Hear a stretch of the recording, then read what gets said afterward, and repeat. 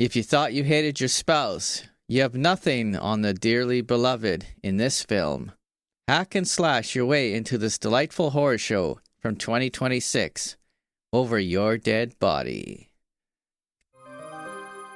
This is the Unsung Cinematics Podcast, where we review some of the best kept secrets in TV and film. Your hosts, Stuart and Rostislav, present you with a misunderstood movie to see if it deserves the title of being unsung.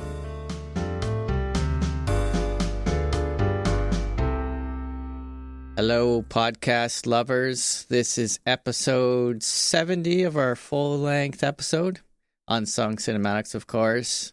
And we're recording here on August the 1st with Ken and Rosto. Hello, boys. Hello, everyone. Hello, everyone. Yeah. So what's the treat today? Well, we're inspecting dead bodies apparently over your dead body, not mine, but yours. Lots of ketchup as well. Yeah, lots of ketchup, cases and cases full of ketchup used in the making of this film. If ever a movie title was accurate. Yeah. Plenty of dead bodies to go. Well, I wouldn't say plenty, but the way the bodies were made dead is quite interesting to say the least. So, yes. Yeah, so this is actually a fairly recent film. It just came out March 14th, and I guess in the Film Festival X or SXSW, and then official release was April 24th, 2026. So it was a film. It's actually an English version adaptation of the Norwegian film The Trip, which was in development by the original director and co-writer Tommy Wirkola. And as you folks may already know, he was a director on one of our other bloody films. However, he didn't go through the whole process. He detached himself as a director back in November of 2024, and Jorma Taccone took over as the director, and he's also a director of many, we'll say SNL type of flicks and TV adaptations. We also have Nick Kocher and Brian McElhaney as writing the screenplay.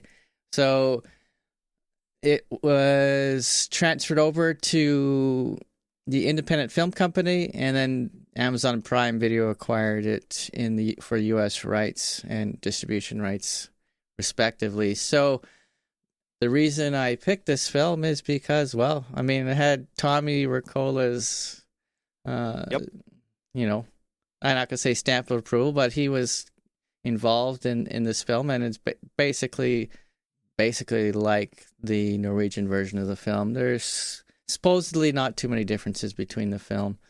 And also, it was a fairly low-budget film as well. With the budget actually is unknown. I couldn't find it anywhere, but the earnings were $2.4 million in the box office because it had a very limited release in theaters. However, I think the budget was probably close to the numbers that it made at the box office, simply because even though there was plenty of ketchup to go around, I think they didn't overdo it in the other aspects, so to make the budget balloon. No. The cast also was reduced. There was like 6 main actors. Right. So there was not a huge pay for that, and I don't know how many days they did it, but I think the main work was to makeup team. I mean, the department, some CGI stuff, and but otherwise it was practically just 2 locations, right? Yeah, filmed in Finland. There was a cabin in Finland, and then the other place I don't have on hand here, but it was somewhere else. In US something, in Finland, Norway, I think, as well. Mm-hmm. I believe it's not disclosed, but I believe Tommy Wirkola, even though he stepped off, but I can kind I can kind of feel his touch, in there, and Yeah. Yes, I think it's very apparent. Yeah. I think he came on just to make sure the film was going in the right direction, and when he was satisfied that it was, then he kind of stepped off. And it's very Wirkolian, and as you said, Stu, we really like the Dead Snow. There's two of them, right? right, We enjoyed it, and we can see in this movie all over the same touch. It's pity you couldn't get a copy of the original movie, The Trip. right, Uh, yeah. The trip I was looking around for, I could only see it on Netflix as far as I could tell, and I wasn't about to purchase a Netflix subscription for it. So maybe in the next off the record, I'll get a free subscript or the free trial, watch it and cancel it, and then Good. give you my review on that one as well. All right. Yeah, so the film is 107 minutes or an hour and 45 minutes, quite short, and it is rated R because of the ketchup, the swearing. There's a little bit of sexuality and a little bit of nudity. And the viewership gave it a solid 6.3 out of 10 on IMDb, but the Metacritics were a little more unforgiving with a 51 out of 100 score. So there is a slight disconnect there, but I mean, there usually is when the critics are reviewing it versus the viewership. So Yeah. Yeah. I think it's unfair. I mean, considering the genre, I think it was quite solid movie. Typical hack and Yeah. slash, I and I agree. Yeah. I think it was trash just because people just maybe don't really understand what they are watching. yeah, Those some, some maybe they're fans of Tommy Wirkola's work and they didn't want to see a second film. But I mean, maybe comparing a lot, but I'm sure the Norwegian version is probably harder to watch simply because of the language barrier. But I mean, I don't know. Yeah, They took a lot of the same stuff as far as I can tell from the original. So, yeah, for sure, for but sure. I even remember some of the CGI or makeup. It was very similar to Dead Snow, mhm, right? I remember those very, bright colors when there was a blood, or like those two head jobs, yeah, with the shotgun. yeah. Yes. We can talk about it later, but I can see lots of touch from original Norwegian Tommy Wirkola's movies. Oh, for sure. And I think Jorma Taccone, being the comedy guy that he is, brought his flair into it, and it kind of melded really nicely with the gore. Yeah, yeah, Yeah. yeah. Yeah. Yeah, this is a dark comedy thriller hack and slash film. I mean, the actors, I kind of felt they were I mean, I pretty much loved all the actors, so the choice from Jorma to pick these actors was top notch. Yeah, oh yeah, it was a good choice from director for sure. Yeah. Well, Jorma Taccone. Even though he was more in the sketch comedies before, mhm, like you said, he was doing the Saturday Night Live show. He was yeah. directing that.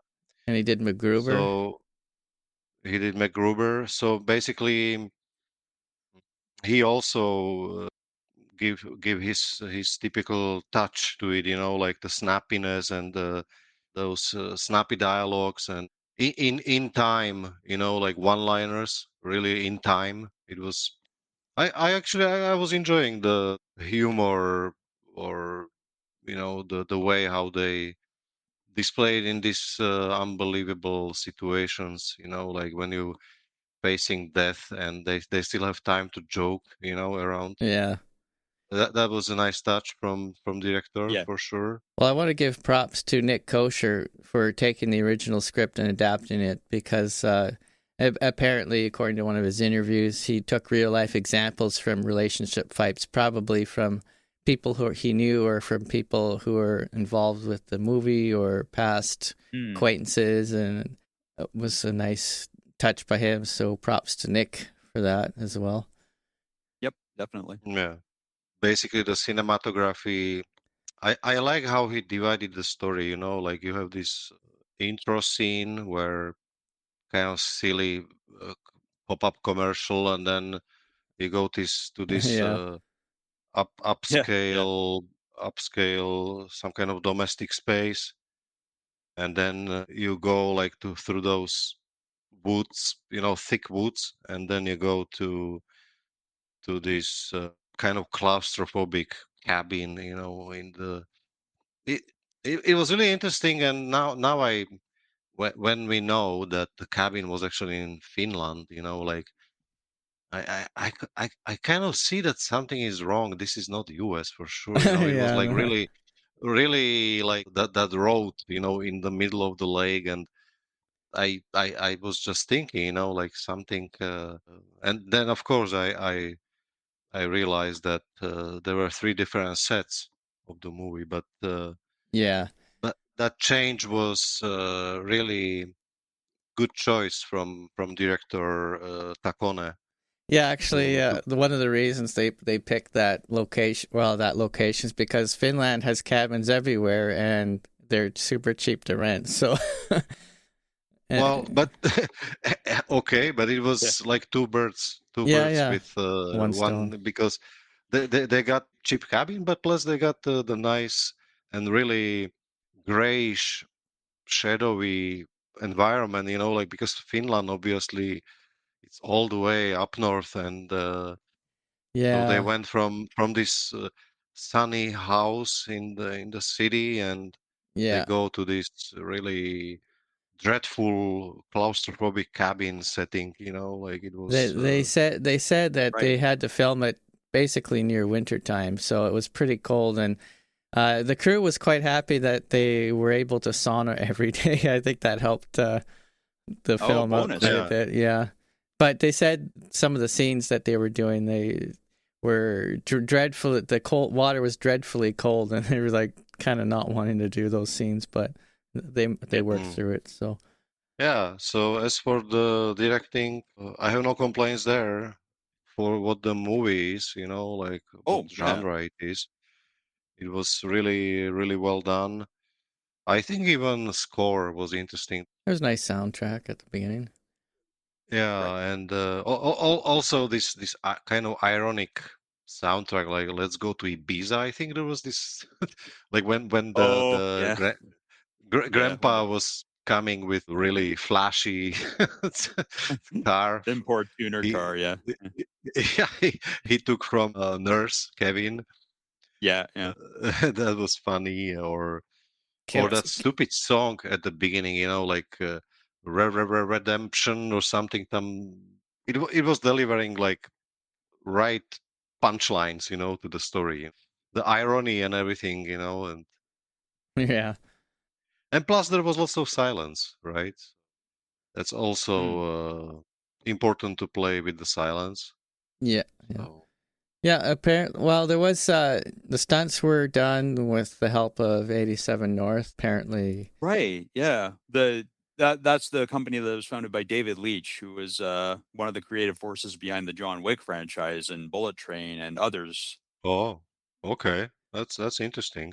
yeah. So they were Yeah. quite Yeah. appreciative of all that, and that came together well, Yep. obviously, because they're well experienced in that area. But there was a bit of a shift in focus, though, from the first part of the film to the second part, where the first part is more. It almost felt like a comedy that you would get from the 80s, the War of the Roses or something, and then it shifted more to the violent Yeah. aspect of it in the second Right. half. Right. Yeah. Yeah. Yeah. I mean, yeah, it was a lot of petty bickering going on in the first half. So there was two tones to the film, and it's it's not super jarring or anything. It's just you didn't notice it after a Yeah. while. Well, Yeah. I mean, they just didn't want to do like slasher right from the beginning. Yeah. There was some sort of introduction Oh, for to the sure. Yeah. story, so it would be kind of almost like a romantic movie. First 20 minutes, maybe. Yeah. Hmm. 10, maybe 10, 15 minutes, but then of course you could see the tension, right? Right. And then all the hell loose, begins, right? So When the terrible trio enters the picture. Yeah. Yeah. yeah, We'll get to the plot here in a sec. But I also enjoyed the dialogue a lot. I mean, it was very well directed. I mean, the dialogue was like kind of like verbal sparring. So it was really well done. I mean, I was Right. Yep. especially, I'm going to talk about this in acting section. Just to quickly mention, I was really enjoying the like an acting class sparring or competition between them two, right? That was amazing. Yep. mhm.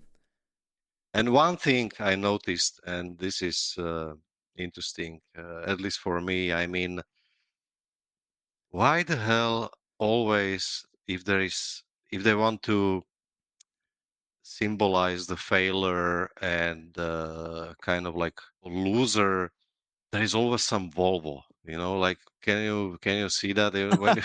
When you, when you have, I could see it in, let's say, in the Two and a Half Men. I mean, everybody knows this Yeah. TV show series, right? The Alan, who was playing the brother of Charlie, so he was kind of loser and he never had the money, but he's got this older model of Volvo, and basically the same here. This is the Yeah. director who did the last big picture 8 years ago. Now he's doing just some kind of stupid YouTube commercial, Yeah.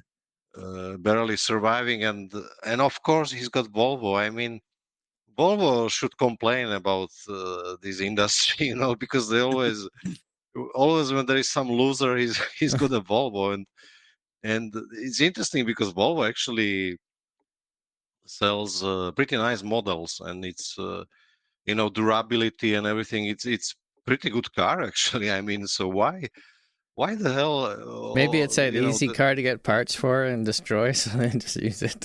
I guess so, but it's just funny, like They should make a commercial. Volvo, the choice for your next film. choice for next loser, like If you want a car brand to put down and deride, pick us. yeah, We'll as long as there's promotional money kickback, we'll take it. Yeah. yeah, get Volvo. That's Yeah. it's funny too. It's funny. Yeah. Yeah. So yeah, that's about it.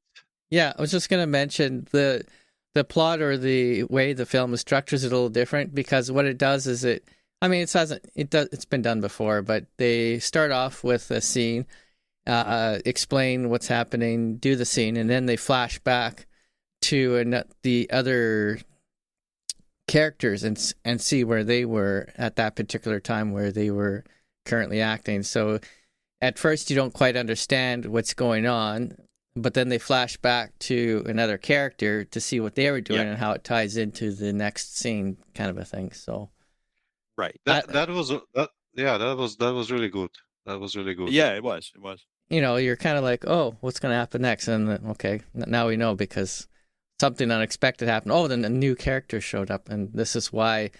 And they left all these little clues and foreshadowing in the film, like for instance, the bugle that I think it was a bugle or some sort of a snack was on the floor, and he was like, "Oh, rats or mice or something like that." But it turns out it wasn't rats or mice at all. But you don't really think about it too much until the next scene when, oh wait, there's 3 convicts that hijacked our cabin and they were eating munchies or something. So that's right. Yeah. Yeah, that was a nice work with the scenes.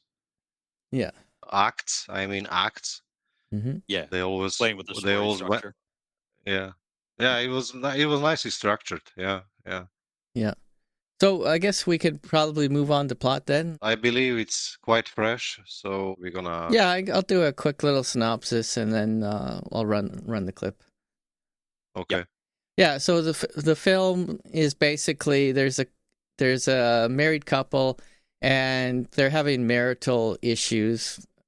and you know this because the first 20 minutes of the film is them bickering, and they decide that they want to murder each other, but neither of them knows that they want to murder each other. So they plan this cabin trip, but they're telling each other's friends and coworkers something that's slightly different. That's, for instance, Jason Segal, who plays Dan, the husband, he's telling his coworker, he's a director, and he's telling one of his subordinates that, oh, I'm going to be going into the country, and he's kind of like trying to imply that I'm kind of, going to be doing such and such. But on the other hand, Samara Weaving, who plays Lisa, the wife, she's telling her friend, oh, we're going to be, I think, was it fishing or hunting or something like that? Hunting. Yeah, and there was a little thing at the beginning of the film where she passes by Dan, and she says, oh, have a good hunting trip. And he's kind of like confused, like, what do you mean by hunting trip? But he just kind of shrugs it off and moves on. So they decide to take this trip out to the country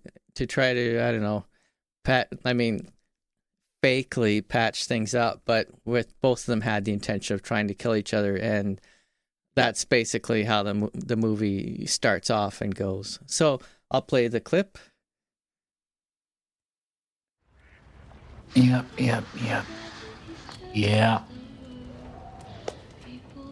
So that's a triple word score. Zek. What the fuck is a Zek? Zek is an approved word in the Scrabble dictionary. Yeah, I'm gonna challenge that. Oh, are you? Okay. Fucking Zek.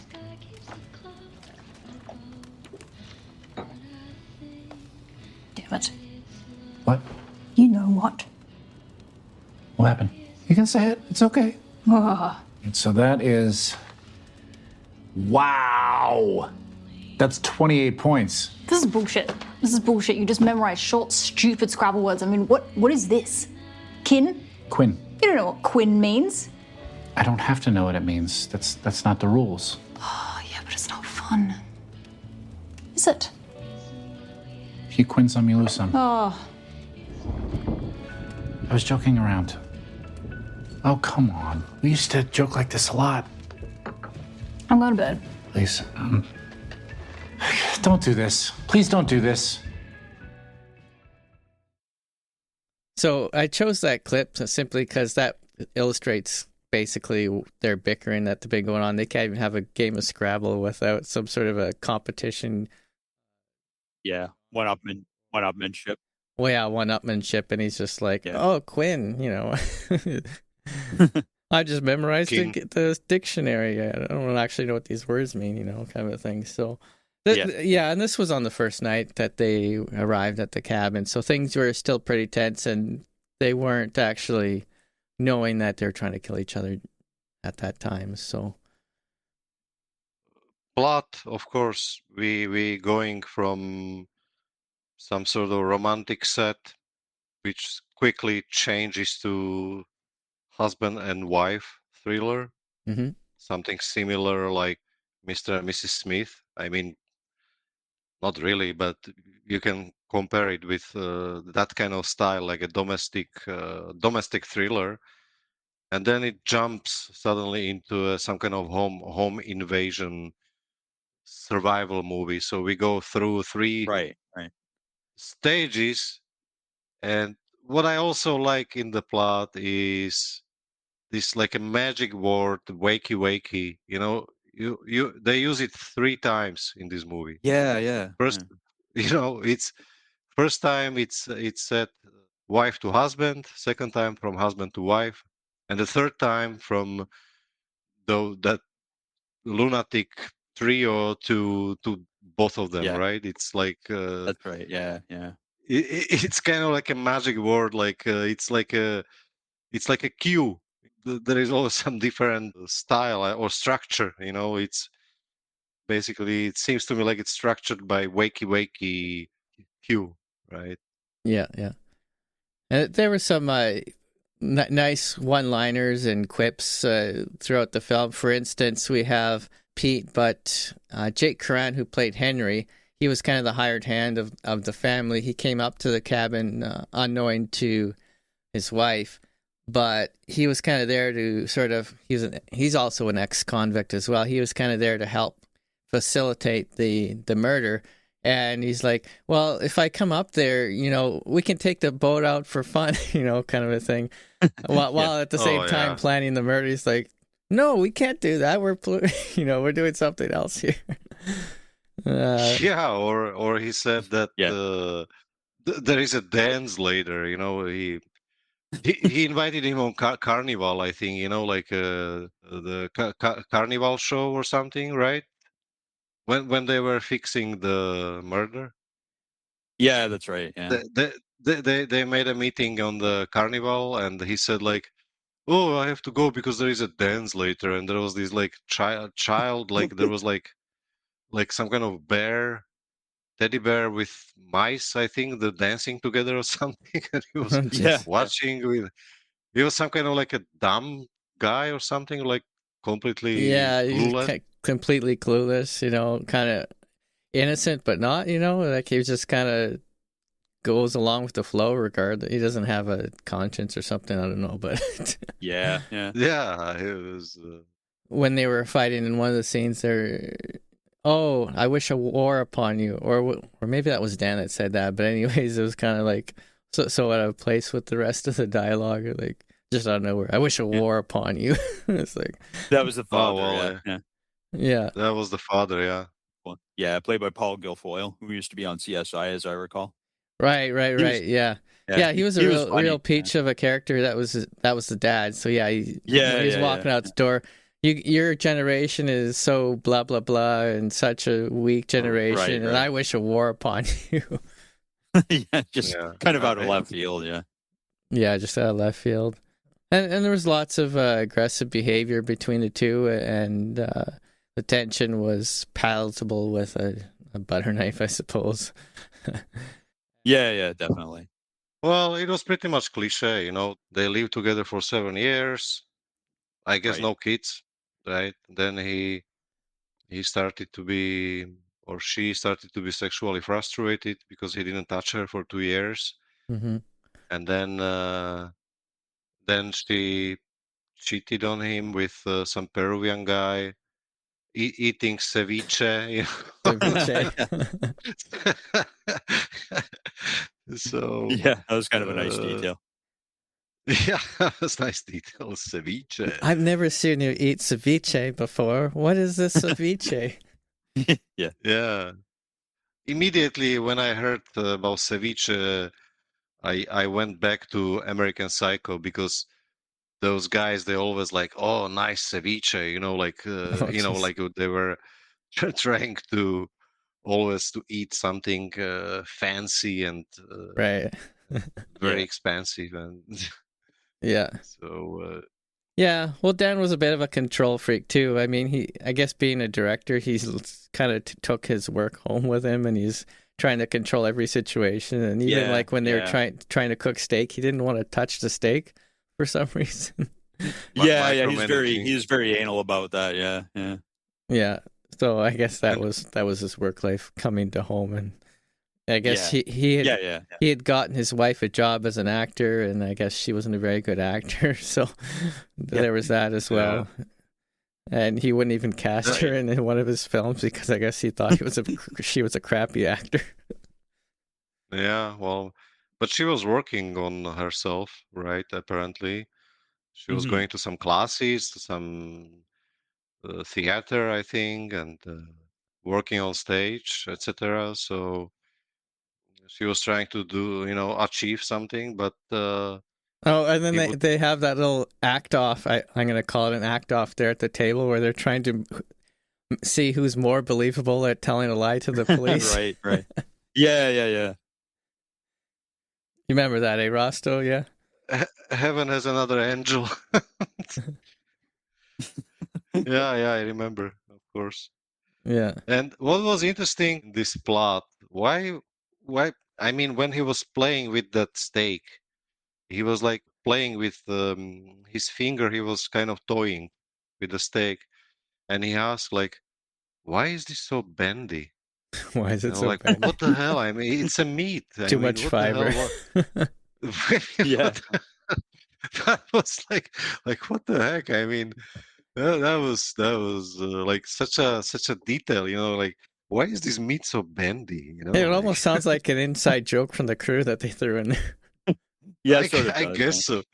I guess so, but I was really surprised. I mean, I would never thought like someone would throw in this kind of text in the dialogue. Like, why is it so bendy? I mean, it's a meat. It's Yeah. always bendy. I mean, it's not the shoe sole or something. You know, I mean, what the hell? Yeah. Well, if you get the Yeah. wrong cut of steak, it can be like a shoe sole, but the stuff he was working with was pretty good steak, I think. Yeah, you want it, Yeah, you want it to be tender, not like a piece of rawhide, right? I guess so. Ideally, She yeah. she just grabbed it and throw it on the oil. You know, oh, for Christ's sake, don't Yeah, play yeah. with it. You know. Yeah, these character Uh, touches through the film were there were quite a few character touches that put a smile on my face. Yeah. Yeah. I like Julie Lewis too when she was as Allegra. She was doing the little scene there where the three convicts were up in the attic and they were trying to Oh, good hide Lord. from Yeah. them, and she's like, "I gotta take a piss, but I don't want to piss my pants. I got some dignity." So she takes a can and starts pissing that instead. Yeah. yeah, she's got lots of dignity. Yeah, oh yeah, for sure. You know, especially with that crazy game with the circle. You know. Oh yeah, they draw Oh, a circle on the man. floor and then make one of the inmates try to rape one of the other inmates within the circle. Yeah. Whoever is more powerful, I guess, is the winner. When they were in I guess prison, they were in prison. Yeah. Yeah. I guess they were doing that during the night shift or something, right?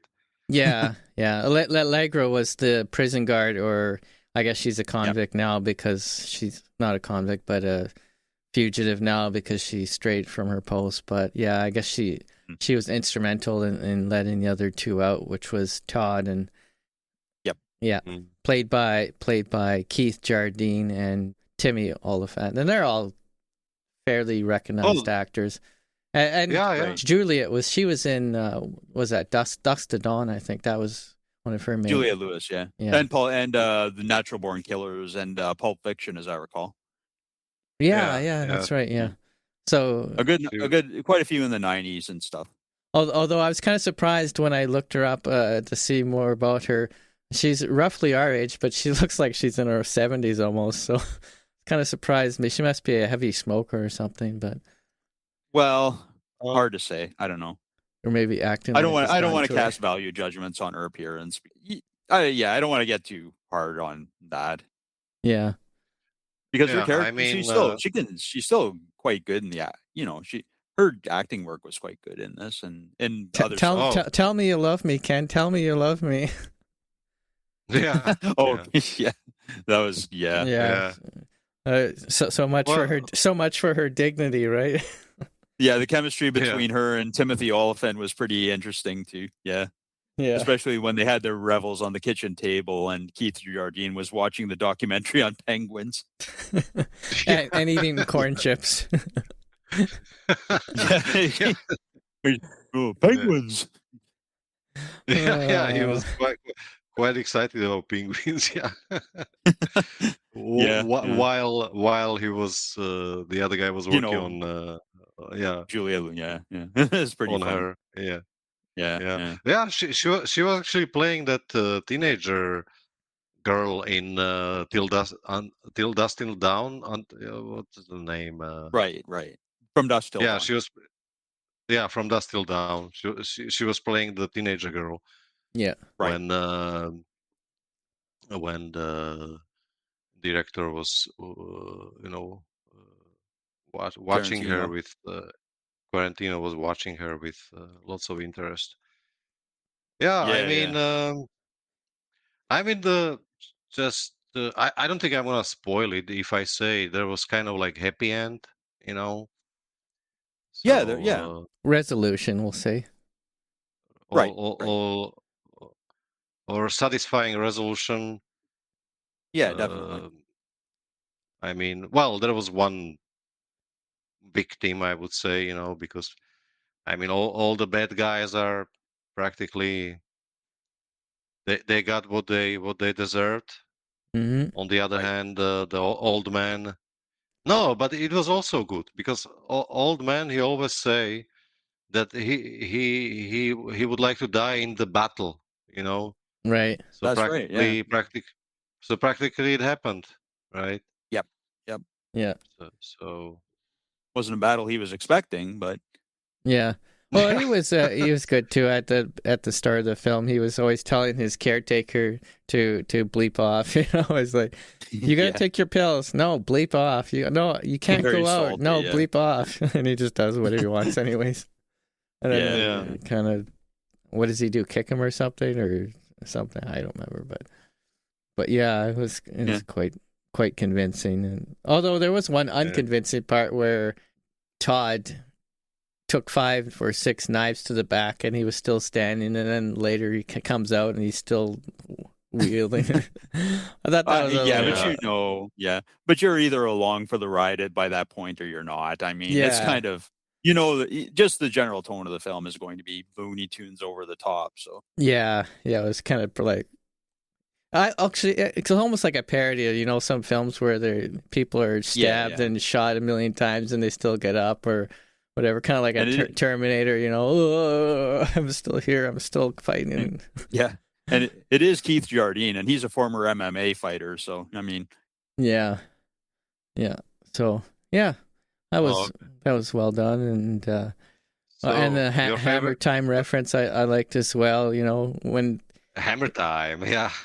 Sneaking up on Lisa, and he's Dan's trying to convince him. Okay, he's got a hammer in his hand, so use the hammer to kill her. He's like, hammer time. He's not getting the reference. He's just like, what do I do with the hammer? Yeah. Or so your favorite movie is Mamma Mia? Jesus. Or or we got a wiggler. We got a wiggler. Oh man. Yeah, there's plenty of that kind of stuff going on in the film. Maybe we shouldn't spoil too much of it. Yeah. All right. Let the audience find out. Let it unfold for the audience, as it were. Yeah. All I can summarize that the plot and story was well structured, and there was this interesting thing, like you said, Stu, about the shadowing the story or post shadowing the story. Like after the fact, then they show this scene like a week ago or 3 days ago, and then actually you're getting a clue like what actually happened, and why they actually doing what they're doing. So yep. So that was a nice touch to the plot structure. Oh, for sure. That's all I can say. Yeah, a good pacing as well. It didn't take too long to get to the film. It wasn't drawn out, and no, it wasn't boring at all. I mean, there was no like any flaws or too quiet moments. It was pretty nice pace. Yep. All right. Maybe we'll move on then to the cast. Yes, we need to talk about the cast. Oh, yes. Okay, so who wants to go first? All right. I guess Ken. Well, as we've been saying, all the cast were pretty great in their roles. Keith Jardine, I thought was quite funny, especially the part where he sustains his first injury of the film while they're in the part where they're talking about Mamma Mia and they're hiding in the attic. And the part where he starts jumping around like a little kid who's been stung by a bee. And that, of course, that's what leads to them, falling through the ceiling. Right. Yeah. But yeah, I mean, all the actors were, and Jason Segal as well. I gotta say, he's not afraid to look ugly on film. I mean, he's always been pretty daring in some of the stuff he does in films. Like in Forgetting Sarah Marshall, for example, he lets it all hang out in a manner of speaking. Oh yeah. Then people may remember, but he's not afraid. He wasn't afraid to let himself look older and weathered and worn out, and yeah, and he was very emotional in his delivery as well. It wasn't deadpan, or it wasn't unemotional. It was just really, he did really let job, it go. Yeah. And Samara Weaving, I mean, I've heard her compared to Margot Robbie, but her stock seems to be rising a bit faster these days. And just from what the roles she's been in lately, like in Ready or Not Part 2 and this, and she actually was just announced as she's gotten the role of Emma Frost in the upcoming X-Men film. So Yeah. Oh, nice. Yeah. right. Well, So, hopefully the acting ability of the upcoming film or the upcoming X-Men film will help out the overall Disney dismal films lately. But yeah.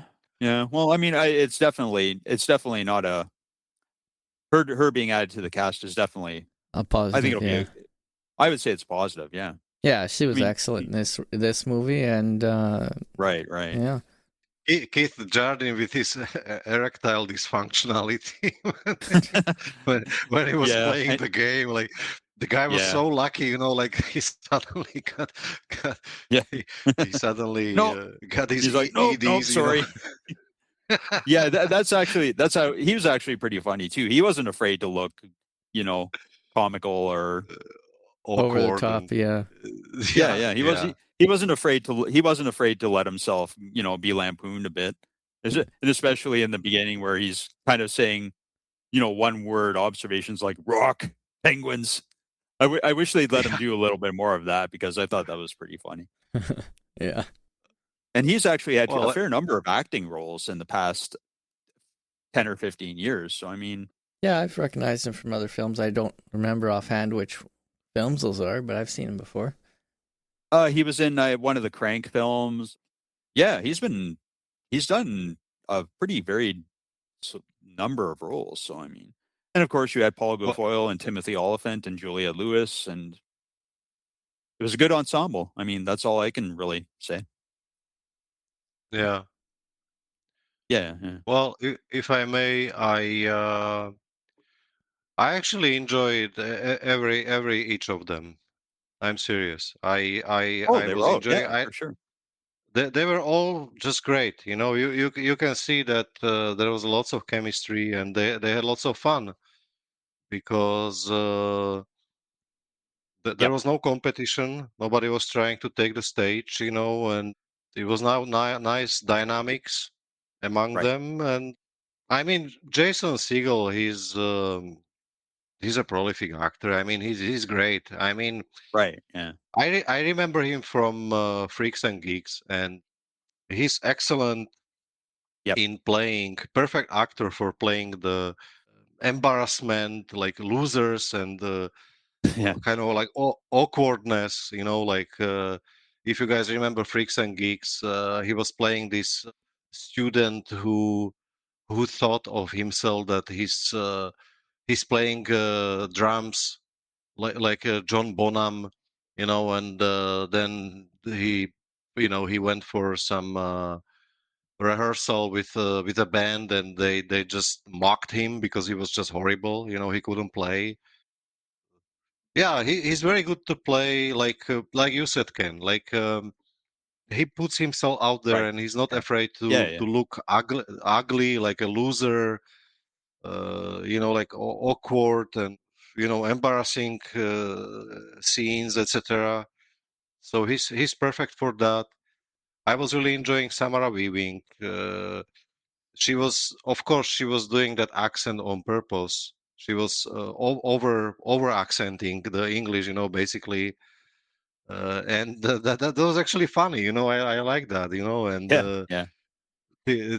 Timothy Oliphant, when like he was making these snappy remarks about killing, and there was this situation like he was breaking up with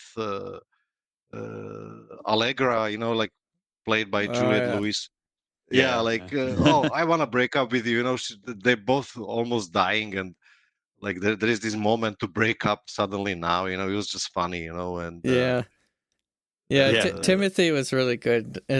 I like the way he would get this sort of look when somebody was doing something really stupid or someone was just being really irritated. He would just look at them like with this dumbfounded look, like, who am I dealing with here?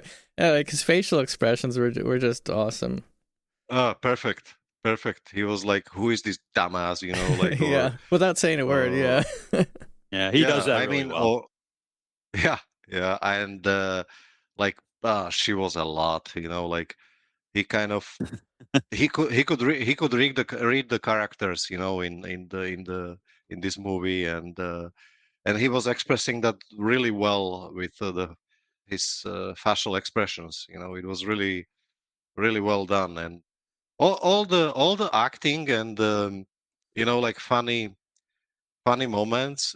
There was really good timing.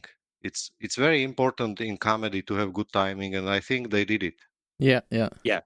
So kudos to that. I mean They that were was all great. invested in their roles, I think, and that's why it came out so well. Right. Yeah. Yeah. If I had to give the edge to anyone, I would say probably Jason Segal, and then maybe Juliette Lewis is my second favorite. But they're all good. They're all good. Yeah. Even the guy Jack Curran who played Henry. Yeah. He played well. This dumbass, basically, Yeah.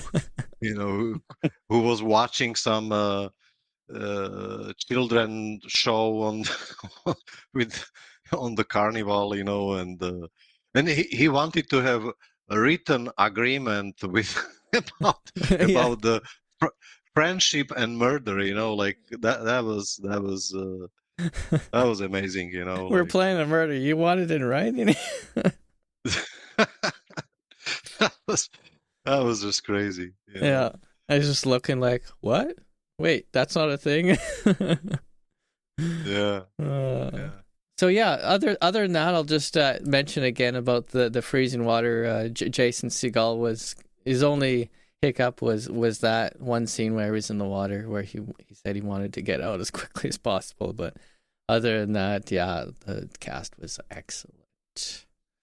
Yeah, Agreed, it was agreed. excellent. All It right. was excellent.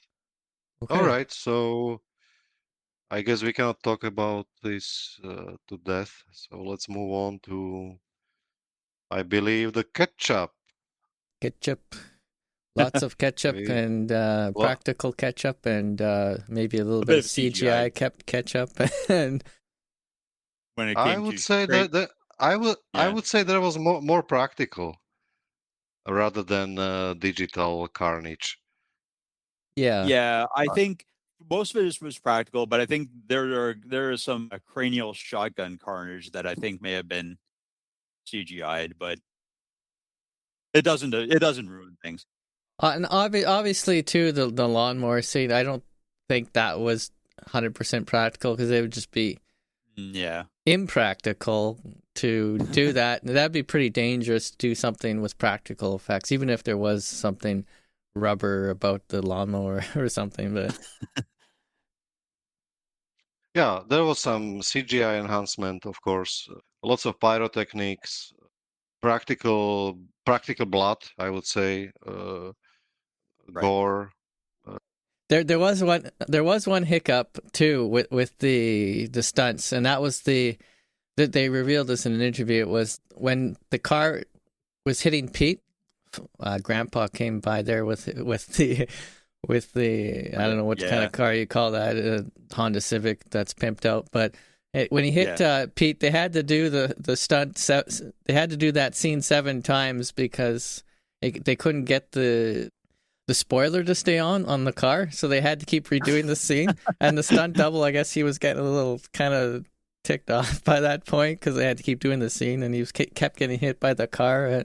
And so in the film, you see it's a little bit of a weird cut there when he hits the car, and that's the reason, because I guess they just finally gave up and said, okay, we're going to use this one instead. So I believe so. He was tired already. After seven cuts, I mean, yeah, I guess when they were trying to drive in fast, and when they had to do that sort of sideways spin, that was what kept the spoiler kept coming off. So Yeah. I really was enjoying the using ordinary household items and changing them to basically to weapons, like Right. whatever was around, knives, anything, even this lawnmower and knives, all kinds of sticks, and I don't know what, like there was this creativity on using basically the regular props and just to change them to lethal weapons. Also, I like the.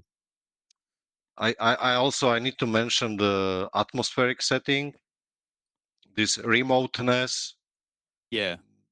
deep woods, the weather, and the snow at the end, and so that was also nicely done.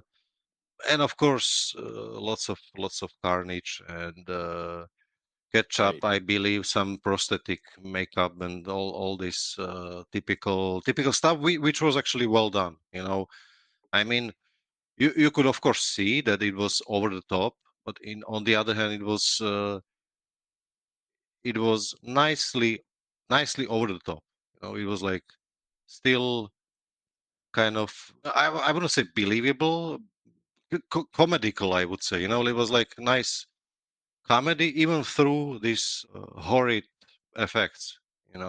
I also found that the mix between the practical and the CGI was pretty seamless because there was obviously some touch-ups to the practical effects, and I didn't notice the transitions or anything like that. So No, it was pretty fluid, fluid, yeah. and Yeah. also camera angles were Yeah, spotless. they had lots of Yeah. interesting camera angles.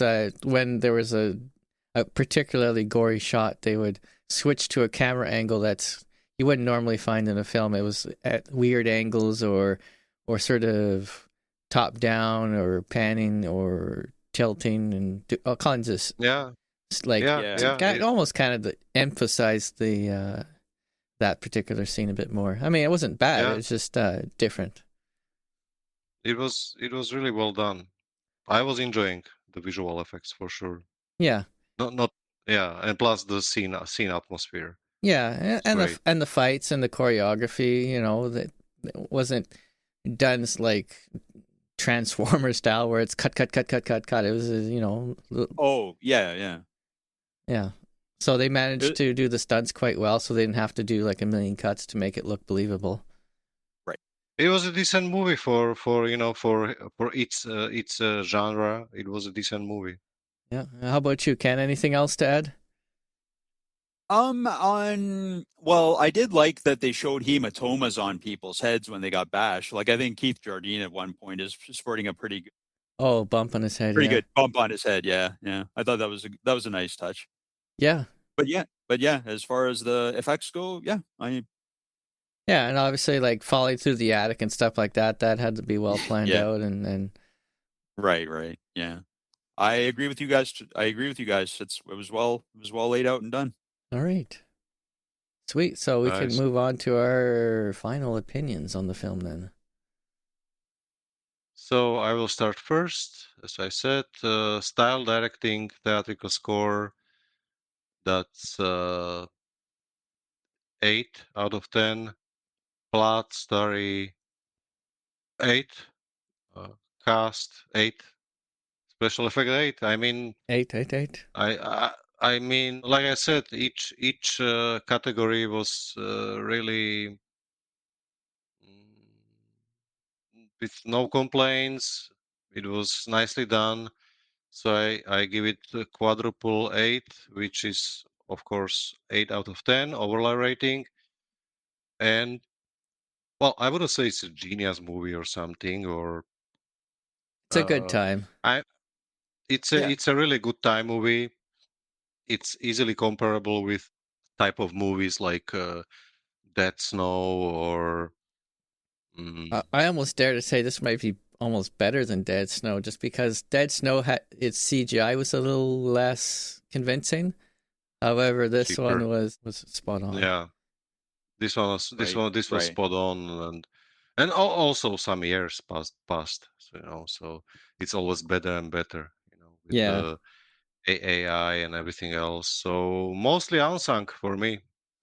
I'm not gonna say should be sung, but mostly unsung. So I would say it's a fair piece of opus in this genre.